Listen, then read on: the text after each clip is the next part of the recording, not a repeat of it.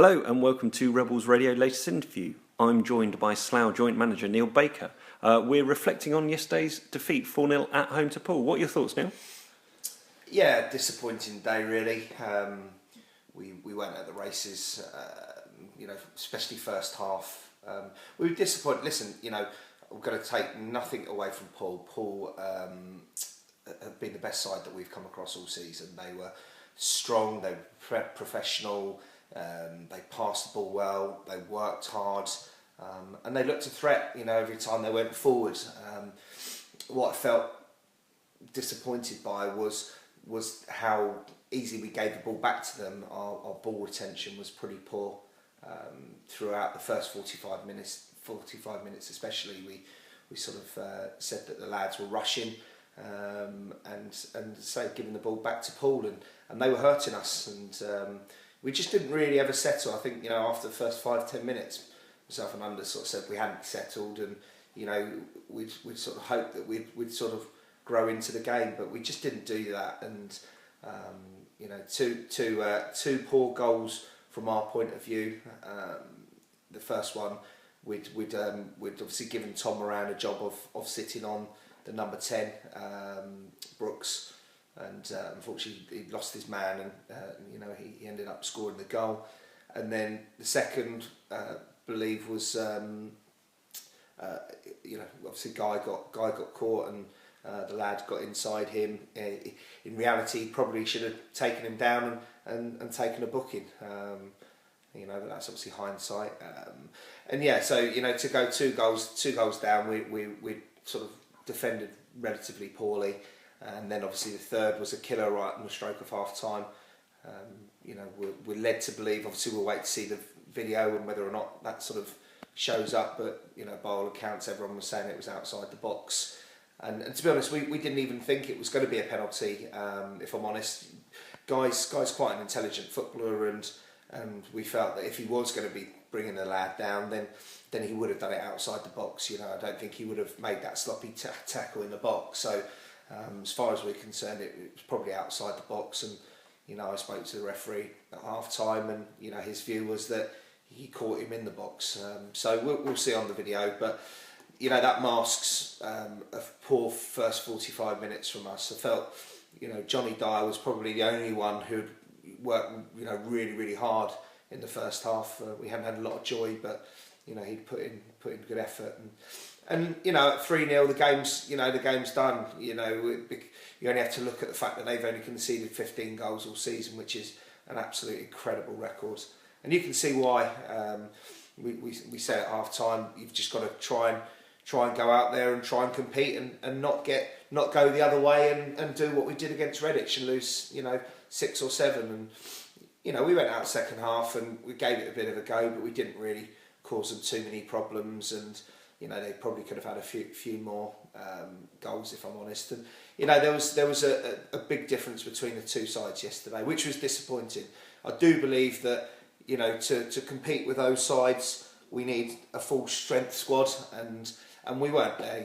We had 5 captains sitting out yesterday in Ryan Parsons, Jamie McClurg, Adrian Sear, Ben Edwards, and obviously Adam Fowles not quite ready. So that's some big players missing for us there, and obviously you add in Warren Harris as well. So it is an excuse, I guess, but for us to be able to compete at that level, we need especially against those sides, we need a strong squad, and I felt that we were probably lacking in that yesterday.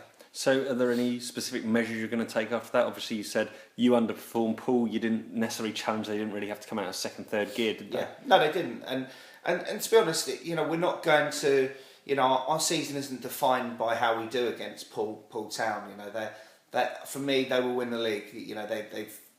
I know that they've sort of had a bit of a wobble recently, but you can see why they're so good. They've got some very good players, and they're just so strong defensively. They just don't give you a chance. And we sort of said that to the front boys today.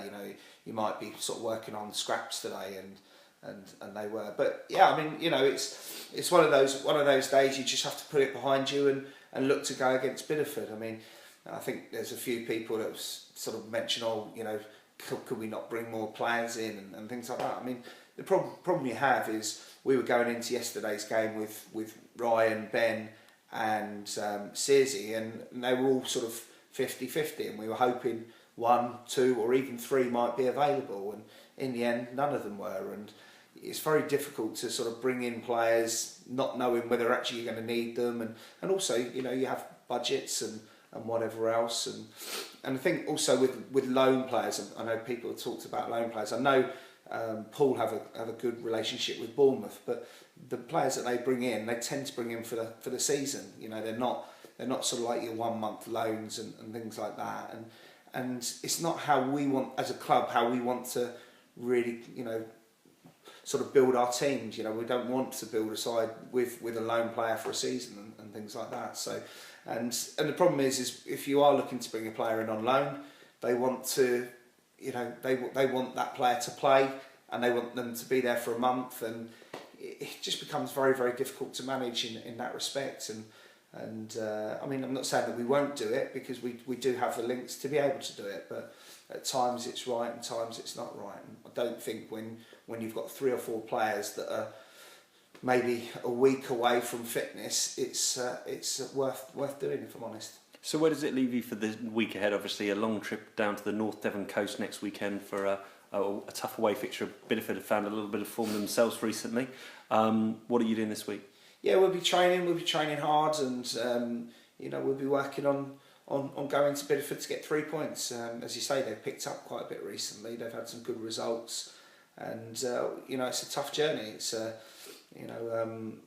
one of our longest journeys, obviously, other than the Truro game. It's the longest journey in the league, in this league. So we'll train this week. We'll get the coach down to Bideford on Saturday morning, and we'll go and give it a good go. As I say, hopefully we should have Ben Edwards, Ryan Parsons and Adrian Sear all fit and available, ready to come back into the squad. And then all of a sudden, you start to have a few more options, and you start to feel a little bit stronger. As I say, we looked at the bench yesterday, and it is, it's difficult, because we had 1 or 2 on there that were sitting there that were probably injured, and it is what it is at the moment, and we just have to try and deal with it and sort of move on from there, really.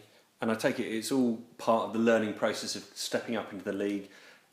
People are talking about mid-table versus potentially trying to push for playoffs and those sorts of things. Where do you feel you are right now? Well, I mean, we're still adapting. We're still adapting as a side. It's a tough league. We've just come off the back of 8 games where we've lost twice, and within those 8 games we've played St Neots, Hungerford, Chesham, Weymouth, Poole.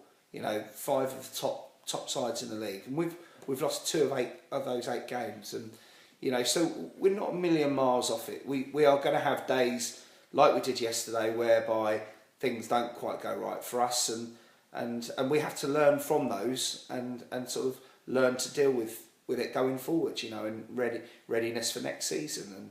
And listen, we're going to try and finish as high as we can. I think the playoffs is probably too far away, but listen, we'll still keep working. We'll still put in the same amount of effort we do every week, and sometimes it'll be enough, sometimes it won't. But you've got to remember, we're a side that got promoted from the playoffs. We finished 5th in the Southern Central last year. It's not like we won the league at a canter or anything like that. We managed to sneak in through the back door and got ourselves promoted. And at the moment, we're holding our own in the level above, and we'll continue to do so. And I'm sure we'll just keep improving.